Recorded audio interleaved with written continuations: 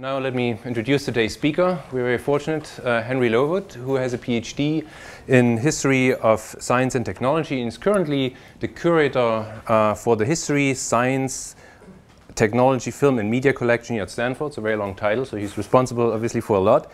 And so Henry has been involved with games for a very long time in various ways. And just to mention two things, one, he was very actively involved in the preservation of virtual world projects, which was basically initiated in order to, how do you archive video games, right? Like, it's an important part of our recent history, and similar as we have old books in libraries and can still read them, how in a couple of years, centuries or whatever, can we play those games that have been developed in the past. And so Henry has been a big part of this, and he is also a co-editor of a recently new issued monograph series, which is called Game Histories. And he's done many other things in this space, and so we're very fortunate to have him here. So this talks about game history, but probably not in the sense that you were expecting it.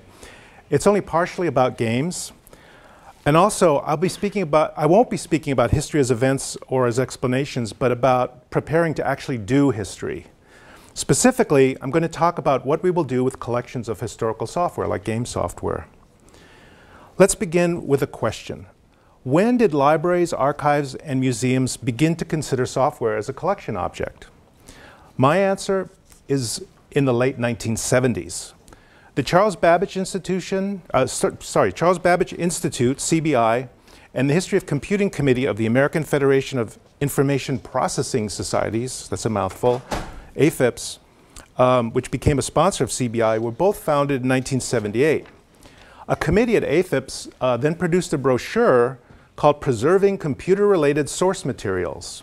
It was distributed at the National Computer Conference in 1978, and it's the earliest statement I have found about software history collecting.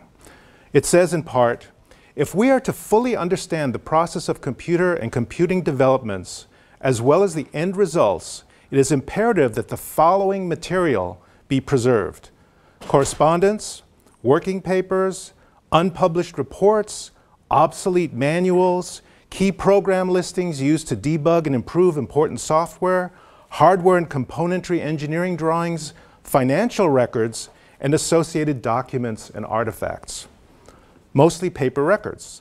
The recommendations say nothing about data files or executable software, only mentioning the museum value of hardware artifacts for what they call aesthetic and sentimental value. We read also that artifacts provide, and I'm quoting, a true picture of the mind of the past, in the same way as the furnishings of a preserved or restored house provides a picture of past society. 1 year later, CBI received its first significant donation of books and archival documents from George Glaser, a former president of AFIPS. In the 1980s, history of computing collections meant documentation, such as archival records, publications, ephemera, and oral histories. While software preservation trailed documentation by a good 2 decades, the exceptional voice during the 1980s was David Behrman, who left the Smithsonian to create a company called Archives and Museum Informatics, AHI, in 1986. He began publishing something called the Archival Informatics Newsletter in 1987. As one of its first projects, this AHI drafted policies and procedures for what they called software archives. And they engaged in a project with the Computer History Museum, then located in Boston, around that time. By the end of '87, Behrman released the first important study of the preservation of software archives under the title Collecting Software, a New Challenge for Archives and Museums. Behrman alternated between frustration and inspiration in this report. Having conducted a telephone survey of companies and institutions, he wrote that, and I'm quoting him, the concept of collecting software for historical research purposes had not occurred to the archivists surveyed, perhaps in part because no one ever asked for such documentation. Nobody he spoke with said they were planning software archives. Undaunted, he produced a careful proposal proposing software collecting as a multi-institutional endeavor, drafting collection policies and selection criteria, use cases, a rough software thesaurus to provide terms for organizing a software collection, and a variety of practices and staffing models. Should an institution accept this challenge, here were tools for the job. Well, here we are nearly 30 years later. Software archives and digital repositories do finally exist. We've made great progress with respect to repository technology and collection development. Looking back to the 1980s, however, an issue raised first by the AFIPS brochure in 1978 persists. What is the relationship between collections of historical software and archival documentation about software history? Another topic that goes back to Behrman's report is determining use cases for software history. Who is interested in historical software, such as games? What will researchers do with game software collections? These kinds of questions prompt me today. Let me start by stating the obvious. Using historical software now, in order to experience it in 2015, and running that software in 2015 to learn what it was like when people operated it 30 years ago, are two different things. This will still be true in 2050. I'm almost embarrassed to make the point, but it's important to understand its implications. An analogy might help. Oops, I've been ignoring my slides. That was the newsletter, by the way, that I mentioned. An analogy might help. I'm not just talking here about the difference between watching Gone with the Wind at home on DVD versus watching it in a vintage movie house in a 35mm print, with or without a live orchestra. Rather, I mean the difference between my experience in a vintage movie house today, say in Oakland, when I can find one, and the historical experience of, say, my grandfather in Bremen during the 1930s. My experience is what it is, not what his was. With this in mind, I'll focus on the complicated problem of enacting a contemporary experience to reenact a historical experience, and what it has to do with game software preservation. I'll consider three takes. I will consider three takes on this problem: the historians, the media archaeologists, and the reenactor. Okay, take one, the historian. Historians enact the past by writing about it. In other words, historians tell stories. Just look at the word, history, right? This is not news. The last few decades of writing about the methods of history, that is about historiography, have been concerned with this question. Consider Hayden White, author of the much discussed Meta-History, The Historical Imagination in 19th Century Europe, published in 1973. White tells us that history is less about subject matter and source material and more about how historians write. Now, historians do not simply arrange events in correct chronological order. Such arrangements White calls annals or chronicles. The work of the historian begins with the ordering of these events in a different way. Hayden writes in the content of the form that in historical writing, quote, the events must be not only registered within the chronological framework of their original occurrence, but narrated as well. That is to say, revealed as possessing a structure and order of meaning that they do not possess as mere sequence, end quote. So how do historians do this? They create narrative discourses out of sequential chronicles by making choices. These choices involve the form, the effect, and the message of their stories. White puts choices about form, for example, into categories such as argument, ideology, and emplotment. The result is sense-making through the structure of story elements, use of literary tropes, and emphasis placed on particular ideas. In a word, plots. This is the enactment of history as a form of narrative. In his book, Figural Realism, Studies in the Mimesis Effect, White writes about, quoting him, the events, persons, structures, and processes of the past that it is not their pastness that makes them historical.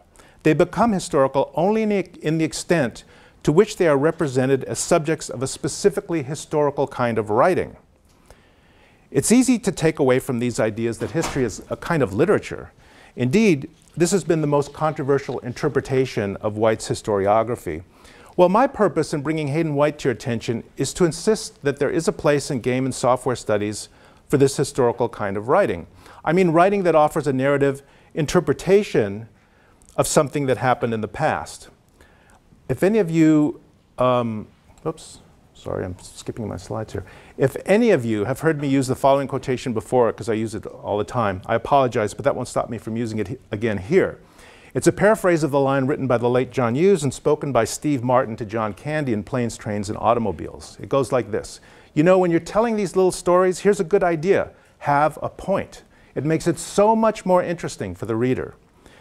Game history and software history need more historical writing that has a point. Okay, allow me one last point about Hayden White as a take on enactment. Clearly, history produces narratives that are human-made and human-readable. They involve assembling story elements and choosing forms. How then do such stories relate to actual historical events, people, and artifacts? Despite White's fondness for literary tropes and plots, he insists that historical narrative is not about imaginary events. If historical methods are applied properly, the resulting narrative, according to White, is a simulacrum. He writes in his essay on the question of narrative in contemporary historical theory that history is, and I'm quoting him, a mimesis of the story lived in some region of historical reality, and insofar as it is an accurate imitation, it is to be considered a truthful account thereof. Let's keep this idea of historical mimesis in mind as we move on to takes 2 and 3. Take 2 is the media archaeologist. My second take is inspired by the German media archaeologist Wolfgang Ernst. As with Hayden White, my remarks will fall far short of a critical perspective on Ernst's work. I'm looking for what he says to me about historical software collections and the enactment of media history. Hayden White put our attention on narrative. Enacting the past is storytelling, or a kind of storytelling. Ernst explicitly opposes media archaeology to historical narrative. He agrees in Digital Memory and the Archive that narrative is indeed the medium of history. But he's after something else. He says, the technological reproduction of the past works without any human presence because evidence and authenticity are suddenly provided by the technological apparatus, no longer require a human witness, and thus eliminate the irony of the subjective perspective. Irony, by the way, is one of White's favorite tropes for historical narrative. White writes that historical enactment is a narrative mimesis. We imitate the past in some fashion. And its success is related to the correspondence of history to a lived reality. Ernst's riposte as a media archaeologist is enactment in the form of playback. In the essay, Telling versus Counting, a media archaeological point of view, Ernst works with the idea that to tell as a transitive verb means to count things. White versus Ernst here thus has to do in part with the difference between the German words erzählen, which means to narrate, and zählen, which means to count, or in English, to recount versus to count, okay? Ernst describes historians as recounters. He says, modern historians are obliged not just to order data as in antiquaries, but also to propose models of relations between them, to interpret plausible connections between events. In another essay, Ernst adds that histories of technology and mass media are textual performances that follow a chronological and narrative ordering of events. He observes succinctly that it takes machines to temporarily liberate us from such limitations. Where do we go with Ernst's declaration in Telling versus Counting that there can be order without stories? We go, of course, he would say, directly to the machines. For Ernst, media machines are transparent in their operation, an advantage denied to historians. We play back historical media on historical machines, and all of a sudden, the historian's desire to preserve the original sources of the past comes true at the sacrifice of the discursive. We are in that moment directly in contact with the past, according to Ernst. In Method and Machine, he moves forward the concept of media irony in response to White's trope of historical irony. Ernst says, media irony, the awareness of the media as co-producers of cultural content, is a technological modification of Hayden White's notion that every discourse is always as much about discourse itself as it is about the objects that make up the subject matter. Well, what does counting then tell us?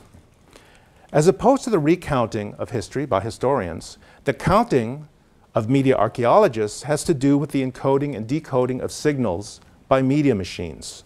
Naturally, humans created these machines, and this might be considered another irony, since humans have thereby created some sort of discontinuity with their own cultural regime.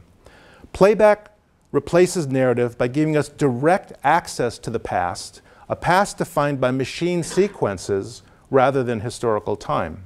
That's media archaeology. Ernst draws implications from media archaeology for his concept of the multimedia archive. Now we're starting to come in, back into the archive. In Method and Machine, he says, with digital archives, there is in principle no more delay between memory and the present, but rather the technical option of immediate feedback, turning all present data into archival entries and vice versa. In Telling versus Counting, he talks about a truly multimedia archive that stores images using an image-based method and sound in its own medium. And finally, for the first time in media history, one can archive a technological dispositive in its own medium. That's what he says. Not only is the enactment of history based on playback inherently non-discursive, but the very structure of this historical knowledge will be inscribed by machines. Well, with this as background, we can turn to the concrete manifestation of Ernst's ideas as a collecting activity. The lab he has created in Berlin, and these images are from that lab, called the Media Archaeological Fundus, MAF.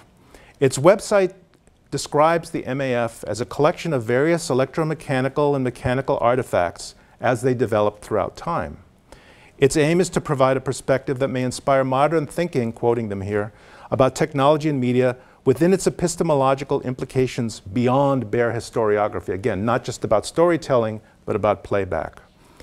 Ernst adds that the MAF collection derives from the need to experience media in performative ways. It's an assemblage of machines that could be operated, touched, manipulated, and studied directly. As he stated in an interview with Laurie Emerson, such items need to be displayed in action to reveal their media essentiality. Otherwise, a medium like a TV set is nothing but a piece of furniture. And it's interesting that there he responds directly to that brochure I told you about earlier, from 25 years earlier, that artifacts are like the furnishings in a preserved house. Okay, the media archaeological take on enacting history depends on access to artifacts, and it's in its strong form on their actual operation. Even when media history is reduced to texts, these must be, quote, tested against the material evidence. This is the use case for playback as an enactment of software history. Okay, my third take is the reenactor. Whoops. Is the reenactor. Well, authenticity is an important concept for digital preservation. A key feature of any digital archive over the preservation life cycle of its documents and software objects is auditing and verifying, combating bit and link rot, etc., etc. Access by researchers also involves authenticity. Any discussion of emulation or virtualization will bring up the question of fidelity to an historical experience of using software. John Walker of Autodesk and virtual reality fame created a workshop called Fermilab to work on personal projects such as an online museum celebrating Charles Babbage's analytical engine. This computer programming heritage work includes a Java-based emulator of the engine.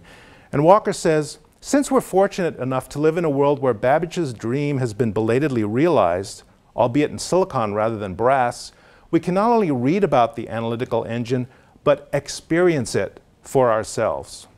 In an essay titled, Is the Emulator Authentic?, Walker says, in order to be useful, an emulator program must be authentic. There's that word again. It must faithfully replicate the behavior of the machine it is emulating. By extension, the authenticity of a preserved version of the computer game Doom in a digital repository could be audited by verifying that it can properly run a Doom demo file. The same is true of Microsoft Word or a historical document in the Word format. This is a machine-centered notion of authenticity. All well and good. However, I want to address a different authenticity today. Rather than judging authenticity in terms of playback, I'd like to ask what authenticity means for the experience of using software. Another way of putting this question is to ask what we are looking for in the reenactment of historical software use. So we need to think about historical reenactment. Now, I'm not a historical reenactor, at least not the kind you're thinking of. I've never participated in a live recreation or performance of a historical event. I have been playing historical simulations, a category of board games, for most of my life. So you might say that I'm reenacting being a military officer by staring at maps and moving cardboard units around on them. But that's not the same thing as wearing period uniforms and claiming to live the life. So anyway, I need a reenactor.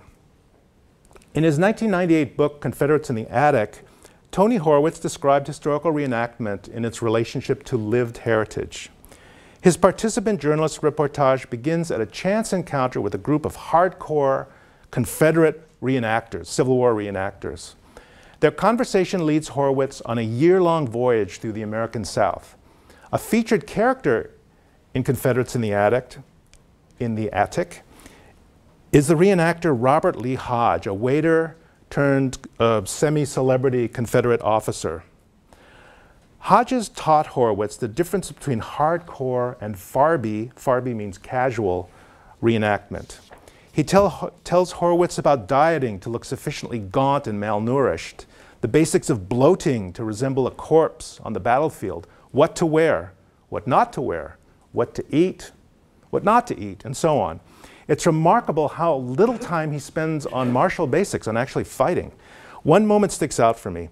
During the night after a hard day of campaigning, Horwitz finds himself in the authentic situation of being wet, cold, and hungry. He lacks a blanket, so he's given basic instruction in the sleeping technique of the Confederate infantryman, spooning. The reenactor Scott Cross informs us, and actually he wrote an essay on this called The Art of Spooning, that spooning is an old term for bundling up together in bed like spoons placed together in the silver chest. Well, it makes sense. Soldiers are bunching up to keep warm and all that. So that's what Horwitz did, albeit uncomfortably. It interested me that of all the reenactment activities Horwitz describes, spooning reveals a deeper commitment to authenticity than any of the combat performances. It's uncomfortable and awkward, so it requires conscious effort. Sleep becomes self-conscious activity rather than, sleep. Since greater numbers of participants are needed for reenacting a battle than sleeping, more farbs show up, again, the casual reenactors, and thus the general level of engagement declines. During the staged battles, spectators hanging around, scripting, all kinds of confusion, accidents, they all interfere with the experience. Immersion breaks whenever dead soldiers pop up on the command, resurrect. I suspect that many farbs dressed up for battle found a hotel to sleep in.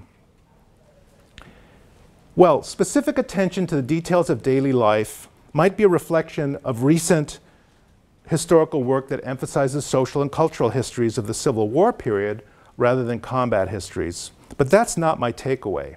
Rather, it's the standard of authenticity that goes beyond performance of a specific event such as a battle to include life experience as a whole. Horwitz recalled that, quoting him, "Between gulps of coffee, which the men insisted on drinking from their own tin cups rather than our ceramic mugs," Cool, one of the guys there, and his comrades explained the distinction. Hardcores didn't just dress up and shoot blanks.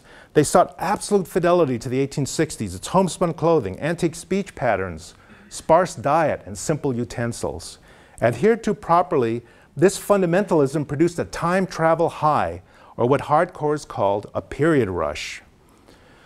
Stephen Gapps, an Australian curator, historian and reenactor, has spoken of the extraordinary lengths reenactors go to acquire and animate the look and feel of history. Hardcore is not just about marching, shooting, and swordplay. So I wonder what a period rush might be for the experience of playing Pitfall in the mid-21st century. Shag rugs, ambient new wave radio, caffeine-free cola. Will future reenactors of historical software seek this level of experiential fidelity? Gapps again, quoting him, "Although reenactors invoke the standard of authenticity, they also understand that it is elusive, worth striving for, but never really attainable. But without the lived experience, can we achieve the specific experience of operating historical software?" Okay, reenactment then offers a take on born digital heritage that proposes this commitment to lived experience. I see some similarity here with the correspondence to lived historical experience in White's striving for discursive mimesis.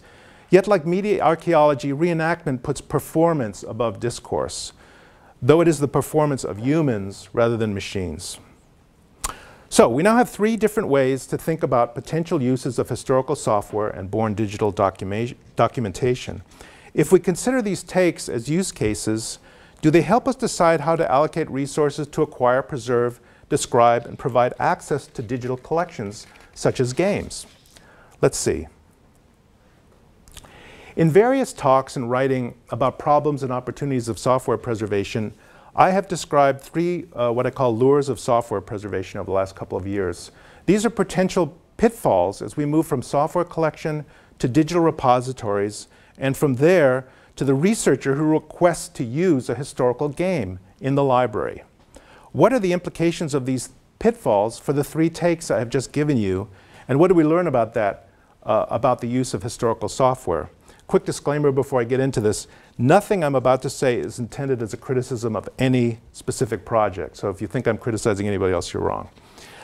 Okay, the first lure is the lure of the screen. This is the idea that what counts in digital media is what is delivered to the screen. This lure pops up in software preservation when we describe the essential characteristics of software artifacts in terms of surface properties such as graphics, audio, haptics, and the like. This lure of the screen is related to what media studies scholars have dubbed screen essentialism. The idea that if the significant properties of software are all surface properties, then our perception of interaction with software tells us everything we need to know.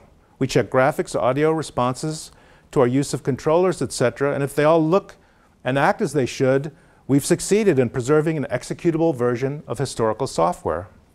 Fortunately, these properties are arguably the exact properties that designers consider as the focus of user interaction. What you see, how it feels, and they're the easiest to inspect and verify directly. Well, I led the Stanford team in the 4 University Preserving Virtual Worlds project, which concluded in 2012. It was concerned with identifying significant properties of interactive game software. On the basis of several case sets and interviews with developers and other stakeholders, we concluded that isolating surface properties such as image properties, while significant for other media such as photographs, digital photographs, is not a particularly useful approach to take for game software. With interactive software, significance appears to be variable and contextual, as one would expect from a medium in which content is expressed through a mixture of design and play, procedurality and emergence. Also, it's equally important that software abstraction levels are not visible on the surface of play. It's difficult, if not impossible, to monitor procedural aspects of game design and mechanics, programming and technology by simply inspecting properties expressed on the screen or what it sounds like. Having access only to surface properties of a historical game will not make the media archaeologist very happy. Software preservation today means data migration. Access to migrated software will almost certainly occur for the researcher through emulation. I'm talking about decades from now. How do we know when our experience of historical software is affected by data migration and emulation? One answer is that we register and audit significant properties. So it is important to think about which properties to track. Of course, visual inspection of content plays a role in verifying execution by a software engine. Failure will not always be clearly indicated because the software crashes or error messages occur. It might be just that the software doesn't look right or doesn't sound right. We can never ignore surface properties altogether, but what will users think about focusing on the surface properties of games as a measure of successful preservation?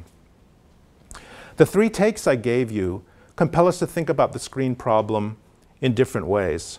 First, the historian is not concerned with this problem. Her construction of a narrative mimesis invokes a selection of source materials that may or may not involve any kind of personal gameplay. On the other hand, the reenactor, as a use case, might lead repositories to fret about what the user actually sees, hears, and feels. The reenactor will push the game collection curator to think or to focus carefully on the experience occurring at the interface of user and machine, and to delve deeply into questions of significant properties and their preservation. What about media archaeology? It's unclear to me how a research site like the MAF would respond to digital preservation practices based on migration and emulation. Repositories probably cannot meet the requirements of media archaeologists without making a commitment to preservation of working historical hardware that enables playback from original media. The critique of screen essentialism is a big deal for media archaeology. I propose that it is in fact one of its core concerns. Ernst's vision of a multimedia archive is based on the idea that media archaeology moves beyond playback to reveal mechanisms of counting in the machine. Machine operation is not a surface characteristic. Ernst would argue, I think, that we will miss what the machine can tell us if all we see is the screen. So let's assign the task of accounting for machine operations to the media archaeologist. In other words, let's consider what is revealed by playback mechanisms as a research rather than as a repository problem, one that shows us how software abstraction layers below the surface can be revealed, audited, and studied. Second lure is the lure of the authentic experience. I've already said quite a bit about authenticity. So let me explain now why I'm skeptical about the authentic experience of historical software and why this is an important problem for software collections. Everyone in game or software studies knows about emulation. Emulation projects struggle to recreate an authentic experience of operating a piece of software, such as playing a game. Authenticity here means that the use experience today is like it was. It is today what it was then. The lure of the authentic experience tells digital repositories at minimum not to preserve software in a manner that would interfere with the production of such experiences.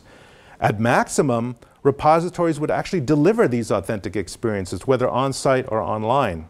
And that's a very tall order. In the minimum case, the repository provides software and collects hardware specifications, drivers, or support programs. The documentation that it has collected provides software and hardware specifications.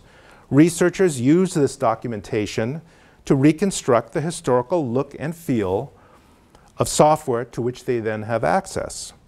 In the maximum case, the repository actually designs and builds access environments. Using the software authentically then would probably mean a trip to the library or to the museum that owns the historical or bespoke hardware to do this. The reading room, the library reading room then becomes the site of the authentic experience. I'm not really happy to debunk this idea of the authentic experience, but authenticity is a concept fraught not just with intellectual issues, but with registers ranging from nostalgia and fandom to immersion and fun. Those are all good things. But it's also a minefield. The first problem is perhaps an academic point, but nonetheless it's important. Authenticity is always constructed. I've been skipping my slides. Whose lived experience counts as authentic, and how has it been documented? Am I in the right place? One more. And how has it been documented? Is the best source a developer's design notes, the memory of someone who used the software when it was released, a marketing video, the researcher's self-reflexive use of the game in a library or museum? If a game was designed for kids in 1985, do you have to find a kid to play it in 2050 in order to be authentic?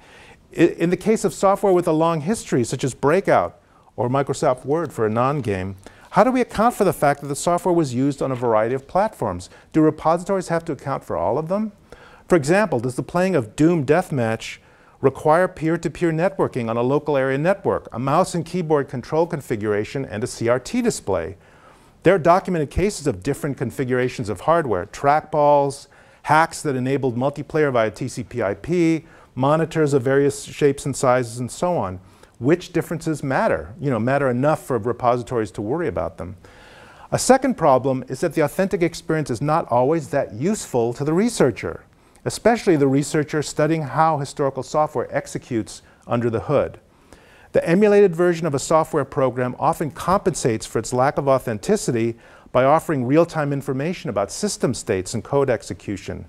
A trade-off for losing authenticity thus occurs when the emulator shows the underlying machine operation, the counting, if you will.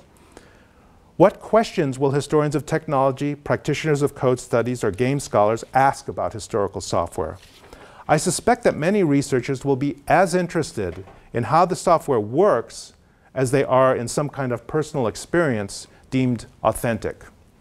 As for more casual appreciation, the Guggenheim Seeing Double exhibition and Margaret Hedstrom's studies of game emulation suggest that exhibition visitors actually prefer reworked or updated experiences of historical software rather than something deemed authentic. This is not to say that original artifacts, both physical and virtual, will not be a necessary part of the research process. Access to original technology provides evidence regarding its constraints and affordances. I put this to you not as a one-size-fits-all decision, but as an area of institutional choice based on objectives and resources. The reenactor, of course, is deeply committed to the authentic experience. If all we offer is emulation, what do we say to him besides, sorry? The reality I expect is that few digital repositories will be preoccupied with delivering authentic experiences as part of their core activity.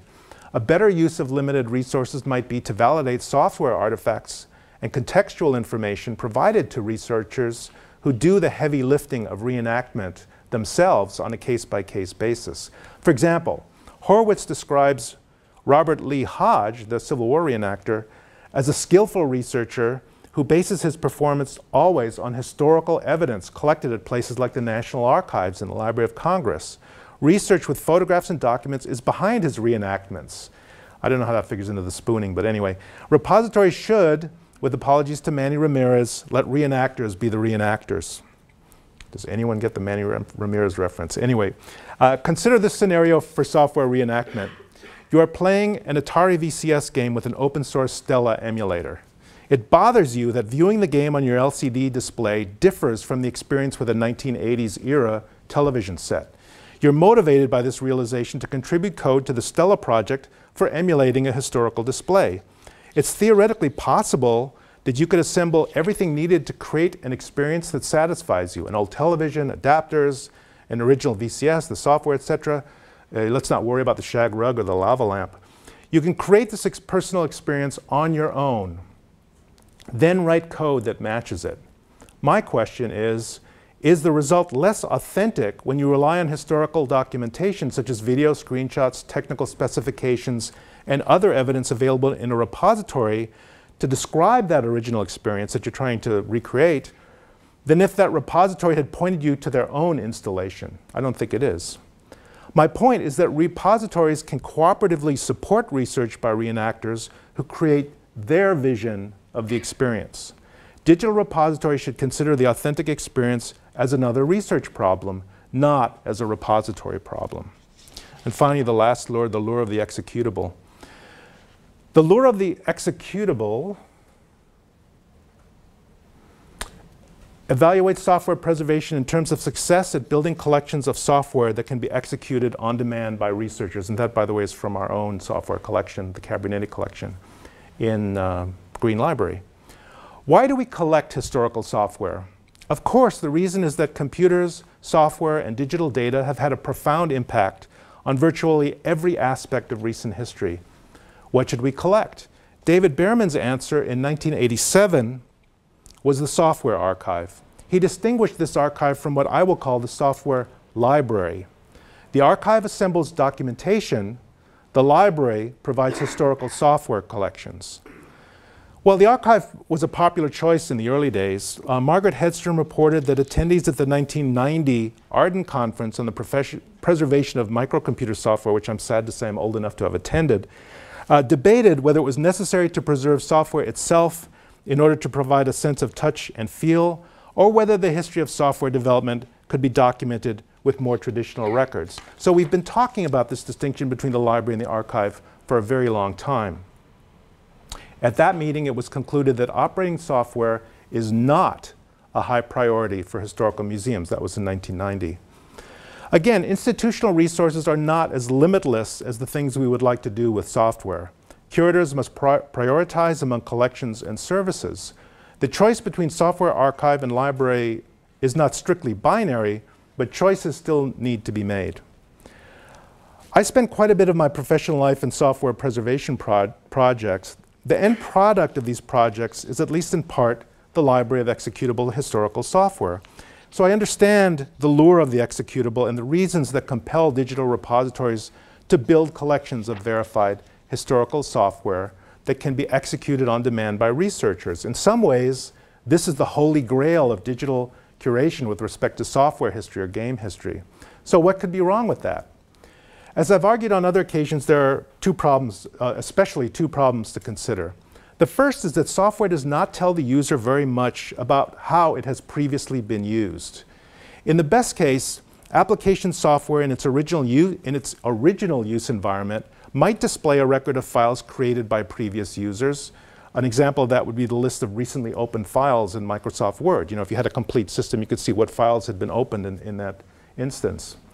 The more typical situation, however, is that software would be freshly installed from data files in the repository and thus completely lack any information about its biography, for want of a better term. How useful, in other words, will it be to install and run World of Warcraft in 2115 only to find and inhabit an empty world? The second problem, a related problem, is fundamental.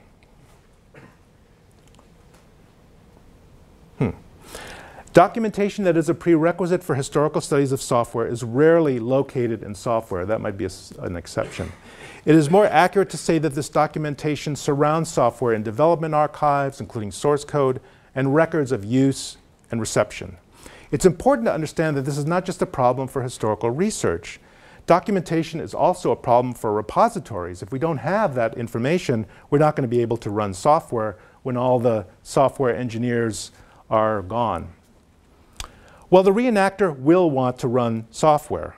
The media archaeologist will not just want access to a software library, but to original media and hardware in working order. I have to say good luck with that.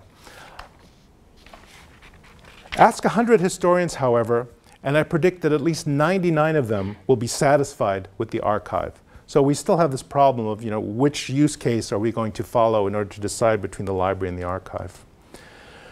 So finally, to conclude, in his book, Best Before, Video Games, Supersession, and Obsolescence, James Newman is not optimistic about software preservation. He describes how the marketing of software has in many ways made preservation a near impossibility. He's not as pessimistic, however, about game history. In a section of his book provocatively called Let Video Games Die, he argues that a documentary approach to gameplay might be a more pragmatic enterprise than the effort to preserve actually playable games. He sees this, by the way, he's going to be in our speaking series here in a couple of weeks, I think. He sees this as a shift away from conceiving of play as the outcome of preservation, to a position that acknowledges play as a part of the object of preservation. In other words, you use play to create documentation that other people will then later consult rather than themselves playing games. In other words, what happens when we give priority to recording contemporary use of software to create historical documentation of that use? Does this activity potentially reduce the need for collections and services that make it possible to use that software in the future? Historians will probably say yes, but media archaeologists and reenactors will probably be more skeptical. So, software documentation in archives or executable collections in libraries? That's the question. Is it nobler to collect documentation or to suffer the slings and arrows of outrageous software installations? The case for documentation is strong. The consensus among library and museum curators, including myself, who have taken a side, is that documents from source code to screenshots are a clear win for historical studies of software. And historians will not be the only visitors to the archive. There is even a software library case to be made for archives, since successful software preservation, as I said earlier, depends on contextual documentation. Documents tell reenactors how software was used, and they can help media archaeologists figure out what they're hearing or seeing when it works. But will documentation replace the software library? This is the million-dollar question about preserving software as a part of our digital heritage. Thank you very much for your time.